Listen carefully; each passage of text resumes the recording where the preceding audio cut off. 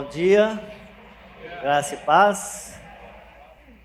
Amados, vocês estão bem mesmo? Ou a nossa vida, quando nós adentramos aquela porta, modifica das nossas ações que fazemos daquela porta para fora? A vida do cristão, ela não pode ter segmentação.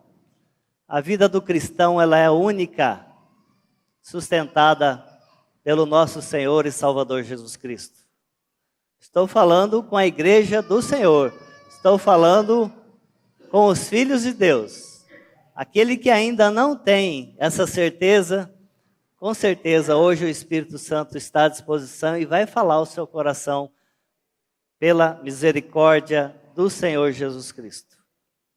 Coloca, por favor, o nosso texto de 1 Pedro 4, de 7 a 11. Nosso texto básico está no boletim aí, é o 4:10.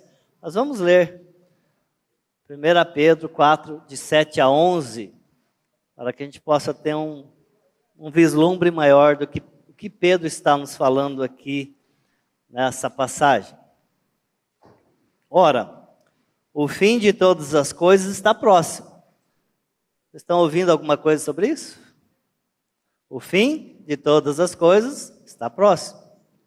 Sede, portanto, criteriosos, sóbrios, a bem das vossas orações.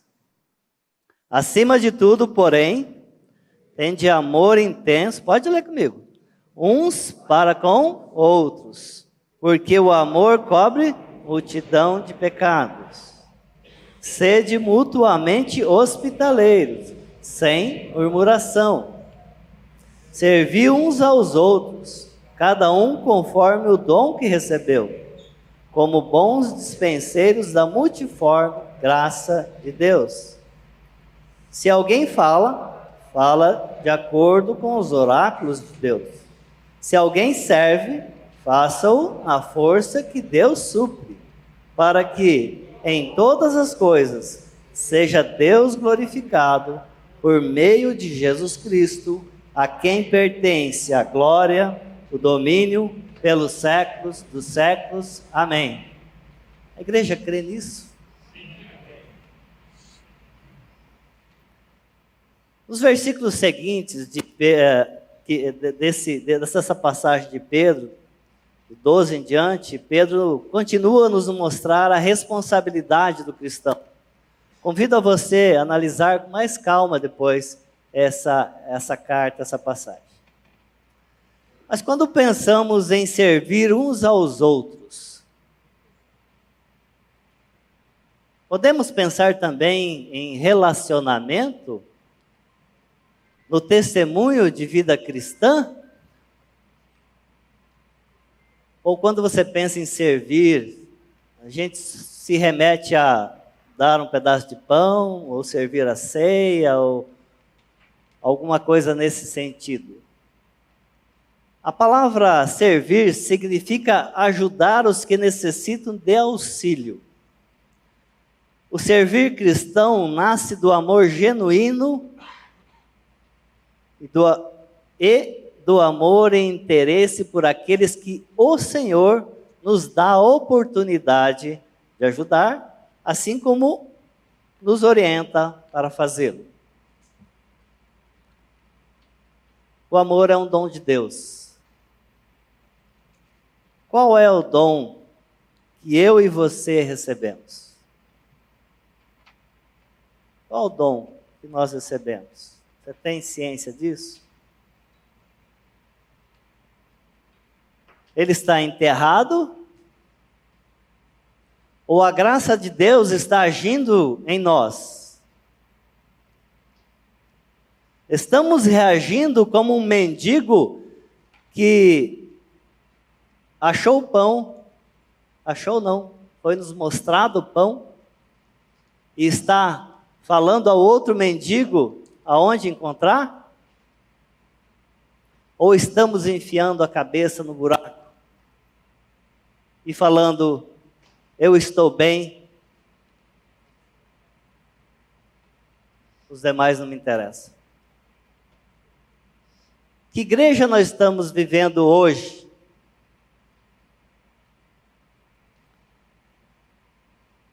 Vamos ao boletim.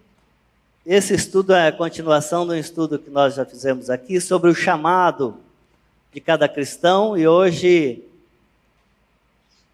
no estudo anterior, então, nós enfocamos o chamado de todo cristão no servir. Hoje, neste, vamos continuar chamando a atenção, mas o enfoque será para a nossa responsabilidade quanto ao testemunho cristão, tendo a ação de Cristo como nosso exemplo maior. Como Cristo se submeteu para o bem daqueles que o Pai lhe deu, que nós também nos submetamos uns aos outros para o bem de todos. Vamos para a palavra de Deus, vamos ver o texto de Filipenses 2, 5 a 8, para ver o que o Senhor tem nos falar nesse texto. Vamos ver juntos? Tendo em nós o mesmo sentimento que houve também em Cristo Jesus. Pois ele, subsistindo em forma de Deus, não julgou como usurpação o ser igual a Deus. Antes, a si mesmo se esvaziou, assumindo a forma de servo, tornando-se em semelhança de homens e reconhecido em figura humana. A si mesmo se humilhou, tornando-se obediente até a morte e morte de cruz. Para onde eu e você estamos olhando? Se não for para a pessoa e obra de Jesus Cristo, cuidado, porque nós vamos, com certeza, nos dar mal.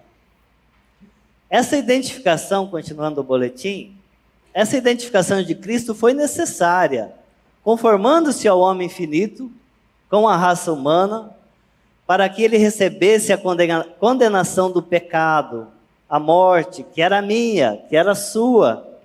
Dessa forma, foi possível pagar a dívida que era contra Deus.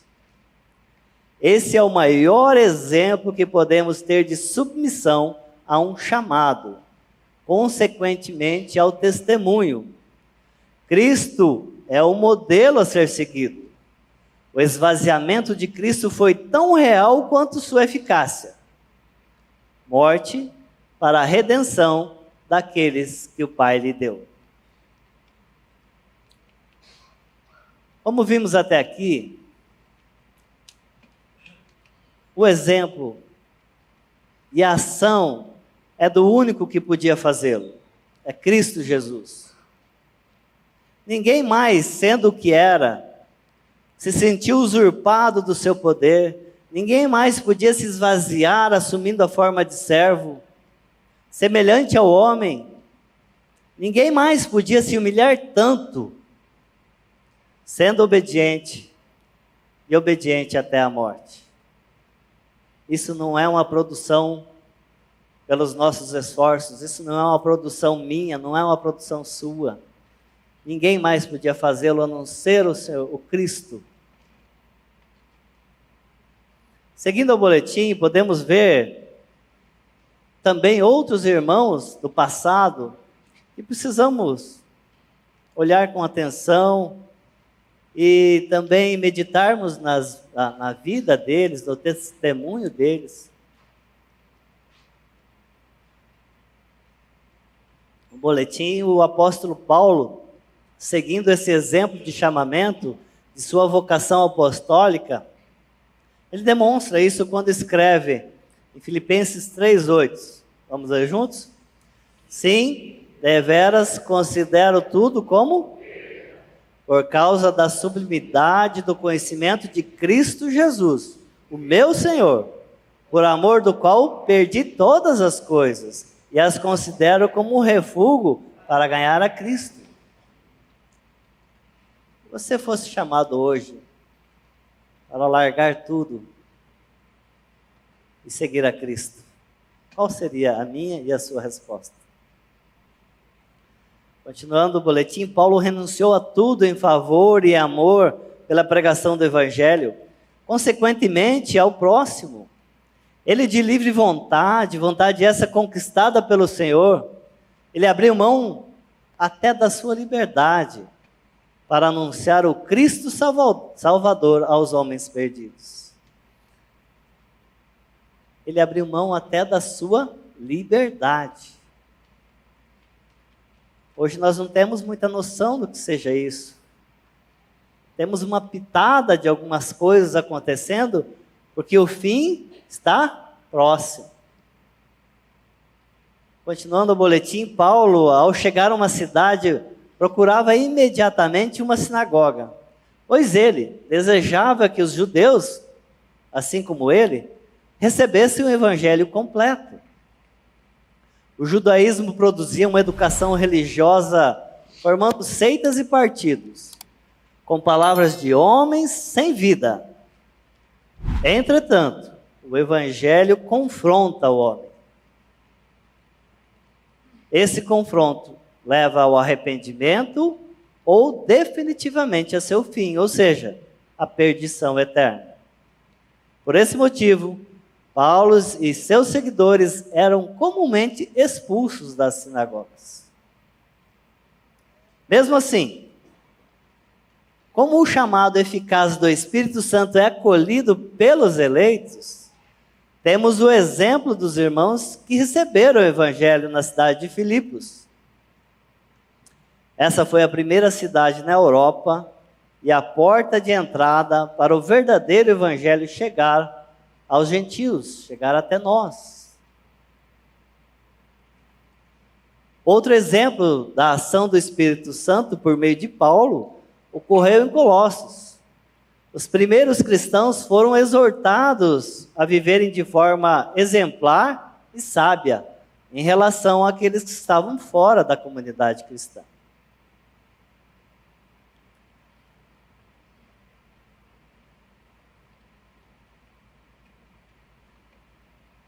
Depois de vermos o exemplo e a ação de Cristo, aqui nós já vimos a ação do Espírito Santo em Paulo e em outros irmãos que ali estavam, em Filipos, em Colossos, naquela região. E nós vimos que o Espírito Santo agia ali naquela igreja, naquelas igrejas. E daqui para frente nós vamos continuar vendo a ação do Espírito Santo na vida dos regenerados. E aqui, como falei anteriormente, se você não tem certeza da sua morte e ressurreição com Cristo, hoje é o dia de você colocar diante do Senhor para que o Espírito Santo venha falar com você. Continuando o boletim, o mundo observa, por isso é necessário que os que professam a vida de Cristo vivam e falem de modo que glorifiquem a Deus. Filipenses 2,7, vamos ler juntos? Vivei acima de tudo, por modo digno de Cristo, né? Para que, ou indo ver-vos, ou estando ausente, ouça no tocante a vós outros, que estáis firmes em um só espírito, como uma só alma, lutando juntos pela fé cristã. Só na igreja que nós demonstramos, nós somos cristãos. É no dia a dia também que o Espírito Santo age na minha vida, age na sua vida, para que outras pessoas venham falar. Há uma ação diferente na vida daquele cristão. Continuando o boletim, as pessoas vão, e mesmo assim, as pessoas vão apontar falhas no cristão. Existe um cristão aqui perfeito? Não, né? Por isso, o chamado do regenerado é para a santidade. Essa santidade não é apenas em palavras, mas reflete no comportamento diário. A moçada aí no namoro, os casais no casamento, criação de filhos, nas finanças, no trabalho, no trânsito, enfim, no trato com as pessoas.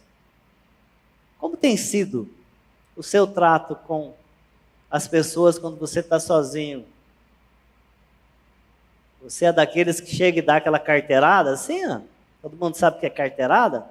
Você sabe com quem você está falando? E aí, nós temos que pensar um pouco nas nossas ações. Essa semana,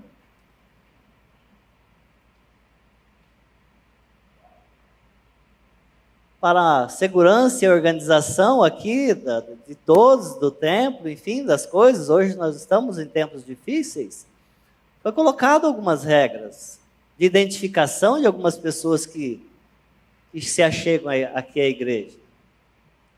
E aí a gente vê a ação das pessoas quando se confrontam com essa realidade. Ao ponto de chegar e falar assim: eu sou amigo do fulano de tal, eu vou pôr o carro aqui, depois você vê quanto que custa que eu vou pagar.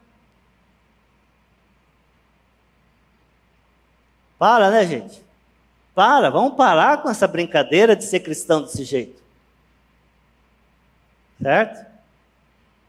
E aí eu estou chamando a minha atenção também, porque eu às vezes, muitas vezes, acho que eu sou a última bolacha do pacote. Mas, continuando nosso texto, a vida de santidade reflete a vida de quem? De Cristo. E o manual da santidade é o quê? Qual que é o nosso manual de vida cristã? Como que eu vou viver uma vida cristã se eu não tenho intimidade com a palavra de Deus, se eu não tenho tempo de estudar a palavra de Deus? Como que você quer que o Espírito Santo, apesar que ele pode todas as coisas, haja na sua vida, mas você não pode investir um tempo em estudar a palavra de Deus?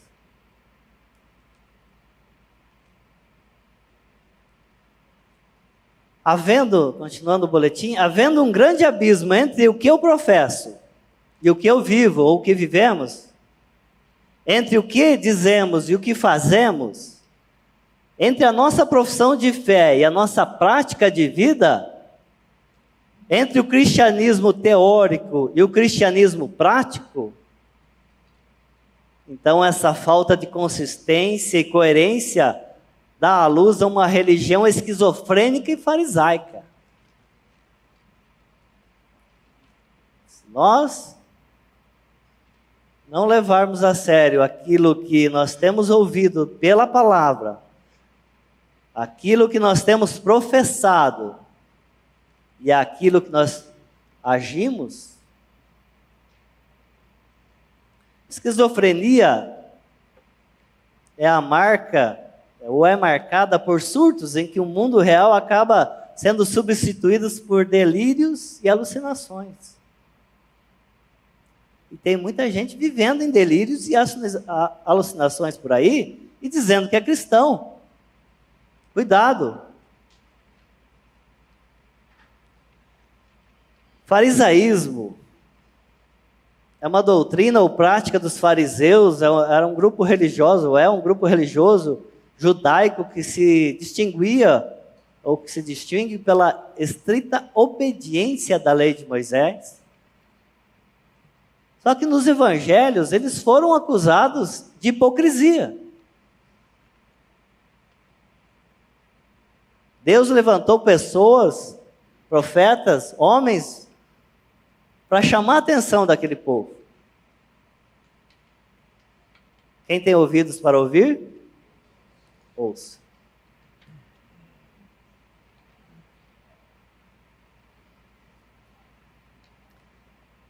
E aí, Mania de professor tem isso, né? Um aluno passou para o professor a seguinte, presta atenção nisso. Caro aluno, você que defende uma educação melhor, por favor, preste mais atenção às aulas, desligue o celular, faça suas tarefas e atribuições de casa, respeite seus professores. Caso contrário, sua defesa da educação é uma hipocrisia. Nós podemos transportar isso da sala de aula para as nossas vidas.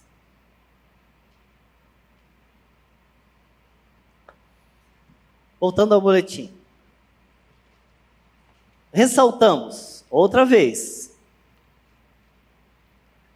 que o exemplo é quem?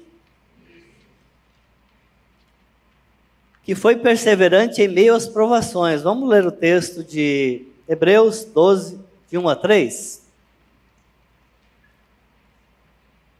Portanto, também nós, visto que temos a rodear-nos tão grande nuvem de testemunhas, que foi no passado, nossos irmãos abençoados, desembaraçando-nos de todo o peso e do pecado que tenazmente nos assedia, corramos com perseverança a carreira que nos está proposta, olhando firmemente para o autor e consumador da fé, Jesus, o qual, em troca da alegria que lhe estava proposta, suportou a cruz, não fazendo caso da ignomínia, e está assentado à destra do trono de Deus.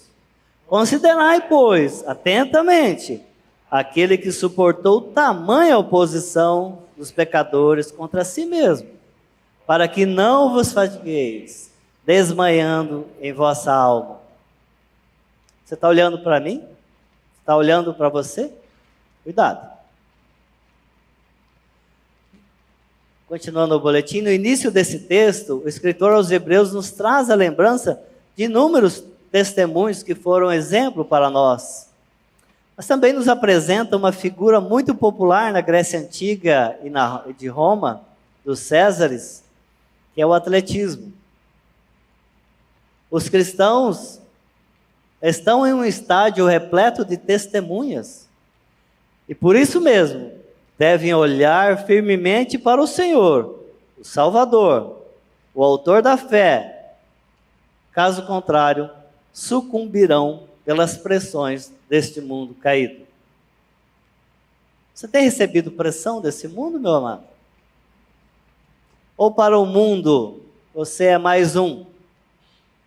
Estou falando com regenerados, estou falando com a igreja de Cristo, estou falando com aquele que professa ser uma nova criatura.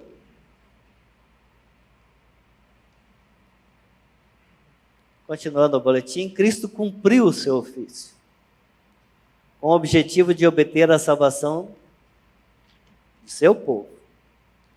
Ele não hesitou em ir para a cruz, porque sabia que essa missão era da vontade do Pai.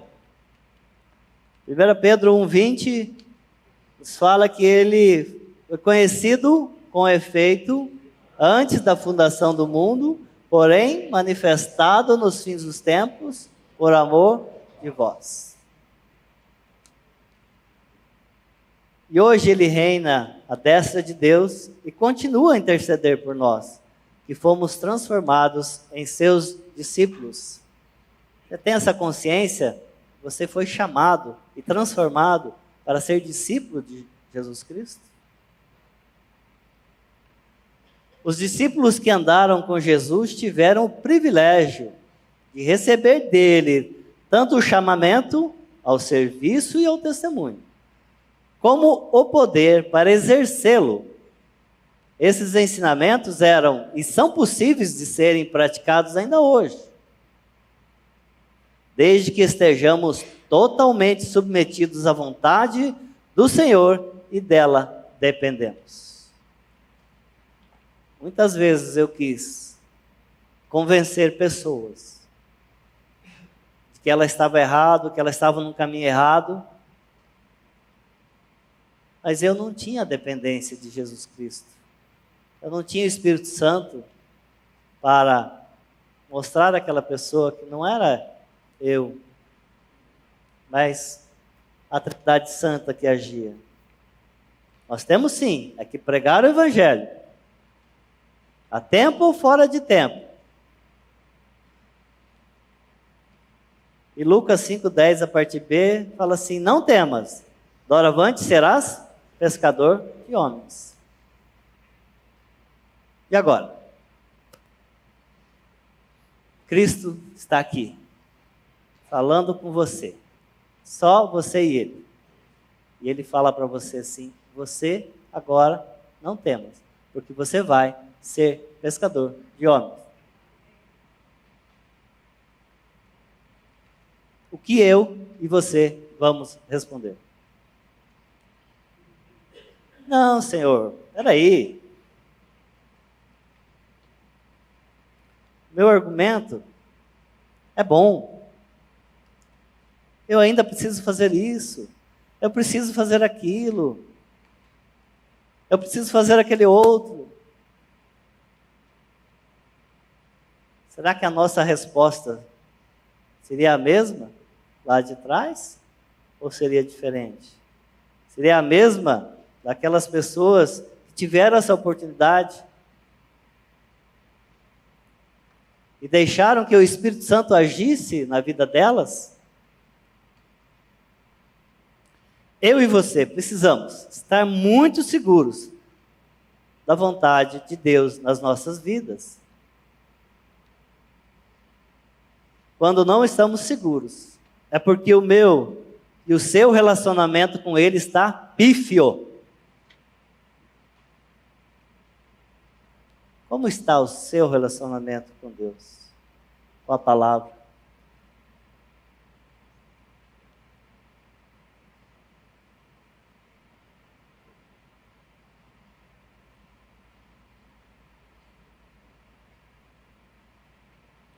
Hildo, você está pregando perfeccionismo. Não. Estou dizendo que nós temos que depender do Espírito Santo, depender da Trindade Santa e nos colocar no lugar de pessoas a serem usadas por Ele, para a honra e glória dEle. Voltando ao boletim, quando cremos no Senhor e dependemos dEle, há uma mudança de nossa vocação. O que fazemos profissionalmente neste mundo não define quem somos. Mas o que somos define o propósito do que fazemos na terra. A vocação eficaz é a obra do Espírito Santo, convencendo-nos do pecado, da miséria, e iluminando os nossos entendimentos pelo conhecimento de Cristo e sua obra findada na cruz, onde foi completa.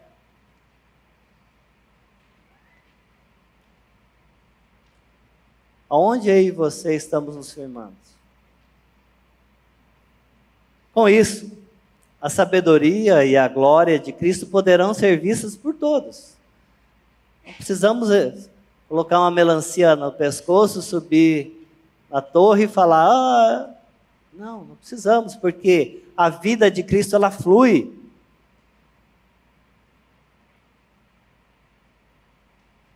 Então, com isso, a sabedoria e a glória de Cristo poderão ser vistas por todos, e o chamado será cumprido em cada cristão verdadeiramente.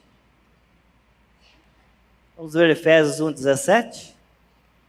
Para que o Deus de nosso Senhor Jesus Cristo, o Pai da glória, vos conceda espírito de sabedoria e de revelação no pleno conhecimento dele, iluminando os olhos do vosso coração, para saberdes qual é a esperança do seu chamamento, qual é a riqueza da glória da sua herança nos santos. Amém?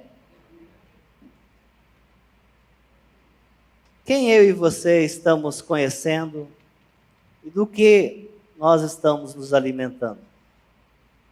Nós precisamos analisar isso com muito cuidado, Porque tem muita coisa que parece ser, mas não é. E os dias são maus. E os dias estão chegando.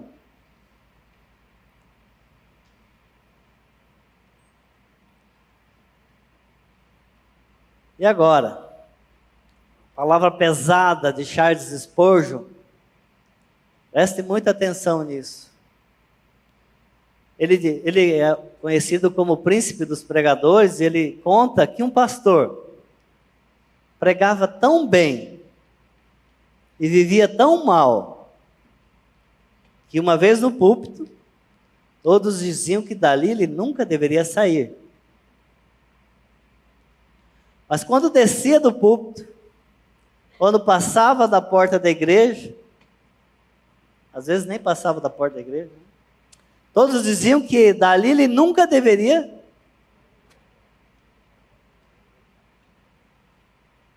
Desculpa, eu errei, né? Vamos lá, vamos começar de novo. Charles Spurgeon, conhecido como o príncipe dos pregadores, conta que um pastor pregava tão bem e vivia tão mal, que uma vez no púlpito todos diziam que dali ele nunca deveria sair. Mas quando saía, falavam que ele nunca deveria voltar. Misericórdia.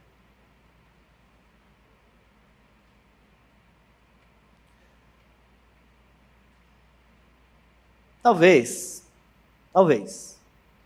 um exemplo de um pastor de 1900 e bolinha, fica muito longe para nós, né? Talvez não sirva para nós. E aí nós precisamos trazer para a nossa realidade. E necessariamente, preciso começar por mim. Não porque sou importante, mas porque eu estou falando para vocês isso agora.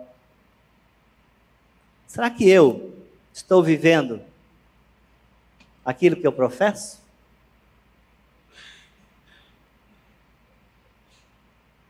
E aí eu preciso mexer com a igreja também, mais um pouco. Não sei se está sendo,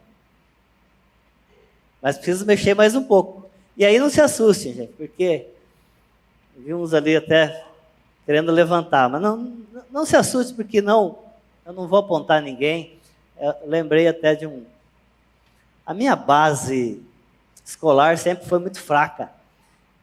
E na faculdade, pela graça de Deus, eu consegui fazer faculdade. Na faculdade, quando o professor vinha perto da minha carteira, eu quase sumia na carteira. Quando ele vinha e falava assim, nós vamos fazer um exercício prático. Deve ter um buraco ali, eu desaparecia. Eu sempre tive muita dificuldade e medo de me expor, porque, afinal, eu não sabia. Mas pela misericórdia do Senhor, a Trindade Santa está trabalhando na minha vida ainda. Por isso eu falo, Ele não desiste de nós, apesar de nós.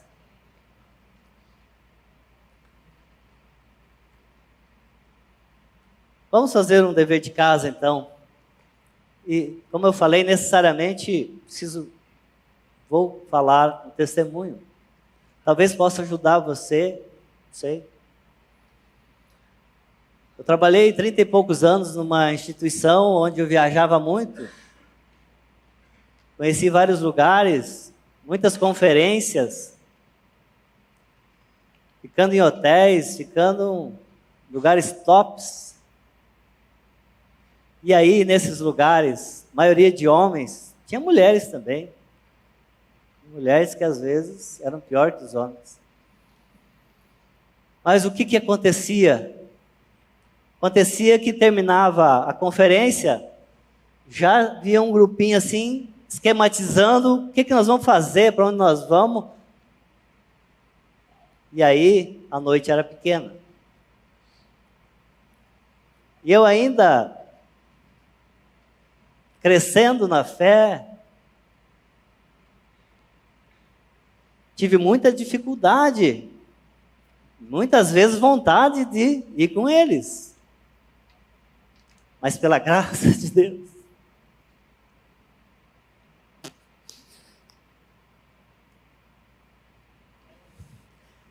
Pelo sustento do Senhor, Ele não deixou. E aí um dia, orando ao Senhor, eu falei, Senhor, eu não posso largar esse emprego, eu tenho que ir. E aí, não sei se vocês lembram, aí eu falei assim, eu queria levar minha esposa. Porque chegava nos lugares, eles falavam, ô veinho, já vai dormir, veinho? E o veinho era o mais leve que eu podia falar. Posso falar para vocês aqui. E o veinho ia dormir, o veinho ia para o seu quarto.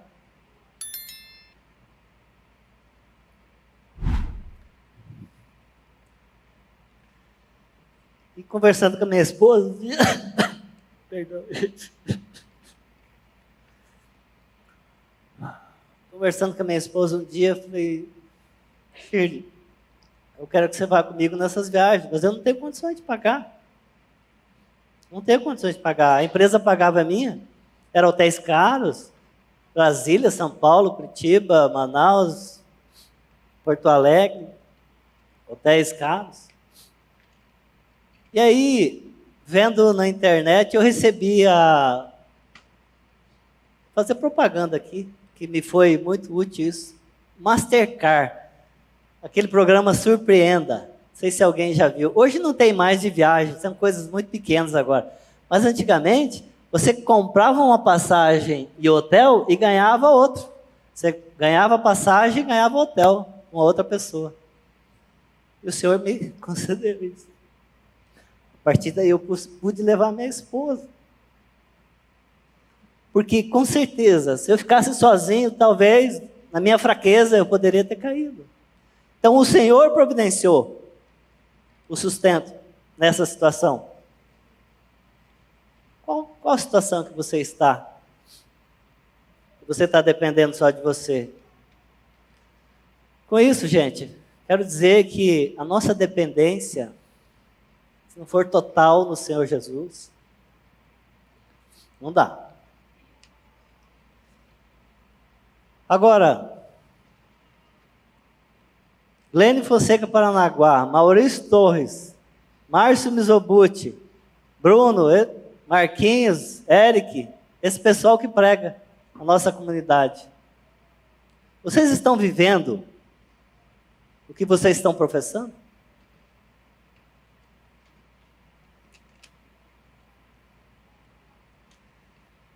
Mas não só ele. Você, como igreja, você que se diz cristão, como tem sido o teu testemunho no dia a dia? Você está dependendo de quem?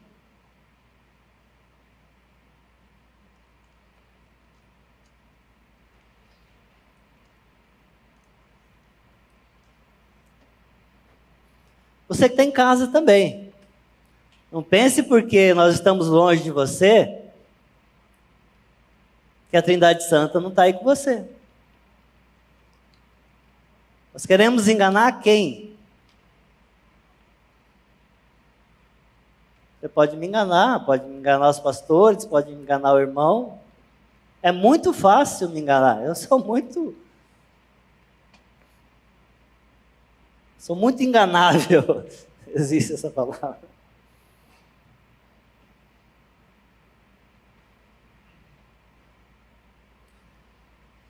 Eu penso e creio que nós, como igreja, precisamos parar de brincar de ser cristão. Porque o mundo aí fora só está esperando você pisar na casca da banana para falar, olha lá.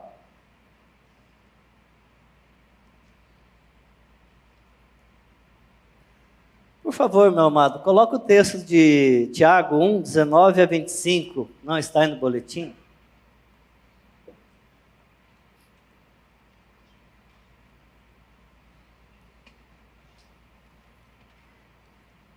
Prestar atenção no que diz a palavra de Deus. Eu vou ler aqui. Sabeis essas coisas, meus amados irmãos. Todo homem, pois, seja pronto para ouvir, tardio no falar, tardio para se irar. Porque a ira do homem não produz a justiça de Deus. Portanto, despojando-vos de toda a impureza e acúmulo de maldade, acolhei com mansidão a palavra em vós implantada, a qual é poderosa para salvar a vossa alma. Tornai-vos, pois, praticantes da palavra e não somente ouvintes, enganando-vos a vós outros, porque se alguém é ouvinte da palavra e não praticante, assemelha-se a um homem que contempla num espelho o seu próprio rosto natural. Pois a si mesmo se contempla e se retira, e para longe se esquece de como era a sua aparência. Mas aquele que considera atentamente na lei perfeita, na lei da liberdade, e nela persevera, não sendo ouvinte negligente, mas operoso praticante, esse será bem-aventurado no que realizar. Quem é a lei perfeita? Quem é a lei da liberdade na sua vida?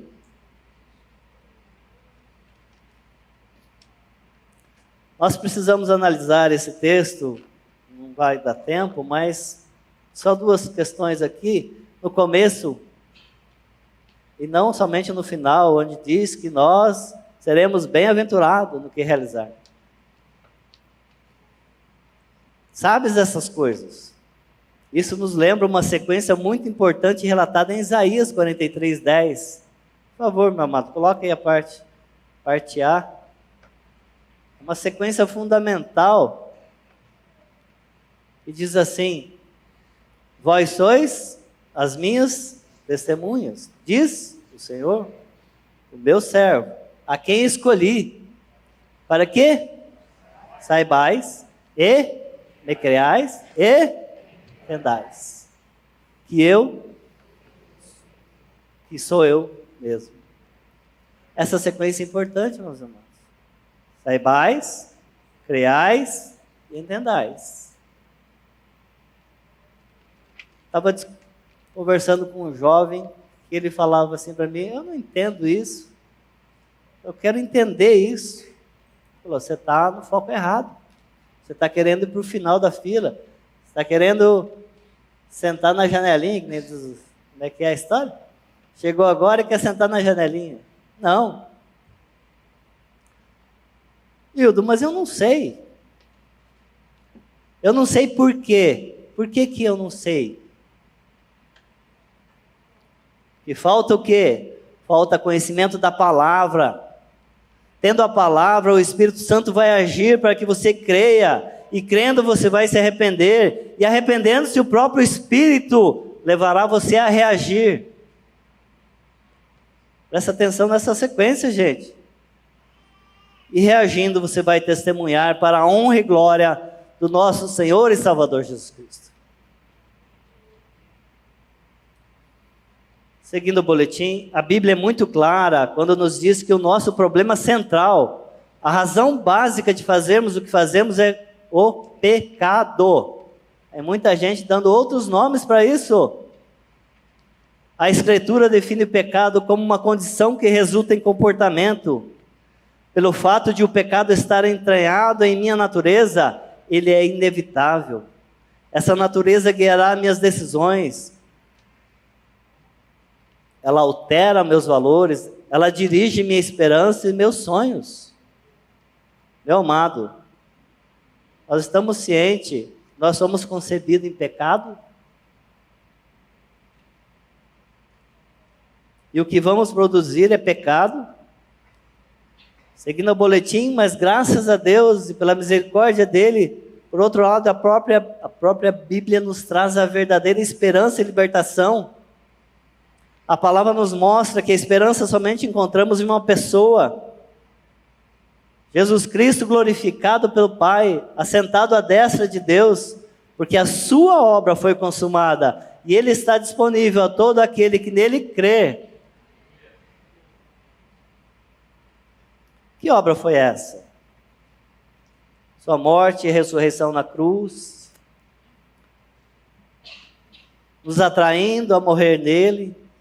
E quando ele foi ressuscitado pelo Pai, nós também fomos ressuscitados nele para uma nova vida. Esse é o único caminho, não há outro.